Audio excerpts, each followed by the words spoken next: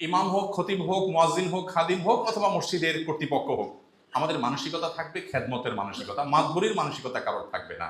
মসজিদ কমিটির যারা দায়িত্বশীল আছেন, আপনাদের প্রতি আমি বিনয়ের সাথে একটা কথা বলতে চাই। আপনারা অনেকে মসজিদে ডোনেশনের উল্লেখযোগ্য অংশ দেন, অনেক মসজিদে কমিটির লোকজন টাকা পয়সা দেয় না, তারা নেতৃত্ব দেন, সেটাও একটা কাজ। বাকি অনেক মসজিদে আছে যে কমিটির লোকজনই অনেক বেশি টাকা পয়সা দেন, এবং এই টাকা পয়সা দেওয়ার কারণে তারা ইমাম মুয়াজ্জিন খাদেমদেরকে মনে করেন এরা আমাদের অধীনস্থ, যেহেতু আমরা টাকা দিই, আমাদের বেতনে চলে, সো আমাদের অধীনস্থ। এটা একটা সম্পূর্ণ রং কনসেপ্ট। কোন অর্থে রং? আপনি যে টাকাটা দেন এটা মূলত কাকে দেন? মসজিদের জন্য যে টাকাটা দান করা হয়, টাকাটা কার উদ্দেশ্যে দান করা হয়? আল্লাহর উদ্দেশ্যে। তার মানে আমি আল্লাহকে বলছি, আল্লাহ এই টাকাটা আমি তোমাকে দিলাম, তুমি খুশি হও, আমাকে সওয়াব দাও, এই তো।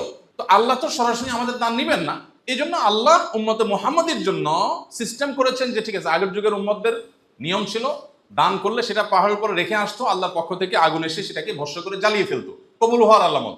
আর কবুল না হলে ওটা ওখানে পড়ে থাকতো। উম্মতে মুহাম্মাদের জন্য আল্লাহ রাব্বুল আলামিন নিয়ামত হিসেবে দিয়েছেন যে সাদকা যাকাত রেখে আসতে হয় না, আল্লাহর তরফ থেকে গরিবকে দিলেই হয়, আল্লাহ সেটা অ্যাকসেপ্ট করেন। এখন আপনি মসজিদে যখন কোনো টাকা দান করলেন, এর মানে হলো মসজিদ বা আল্লাহ টাকার মালিক হয়ে গেছেন। এখন আর আপনার এখানে কোনো কিছু থাকা উচিত না। আপনি যদি মনে করেন যে টাকাটা আমার, আমি দিছি, তাহলে আর আপনার দেওয়া হয় নাই, তাহলে আপনি ঝুলে রাখলেন। ক্লিয়ার দিয়ে দিচ্ছেন, তখন বলা যাবে যে এটা আমি দিয়ে দিছি, এটা আমার কোনো সে নেই। এখন মসজিদ কর্তৃপক্ষ কি করবে সেটা মসজিদ কর্তৃপক্ষের ব্যাপার। এখানে এখন 5 টাকা চাঁদা দেওয়া লোক আর 5 লাখ টাকা চাঁদা দেওয়ার কোনো পার্থক্য থাকবে না। আমি দিয়ে দিছি, এখন আমি ওই 1 টাকা যে দিছে তার সমান হয়ে গেছি, বা যে না দিছে তার সমান আমি হয়ে গেছি, আমি দিয়ে দিছি। দেওয়ার পরে যদি আবার সে থাকে এবং প্রভাব সৃষ্টি করার চেষ্টা থাকে, তাহলে এটা হলো দুর্ভাগ্যজনক বাস্তবতা। আমি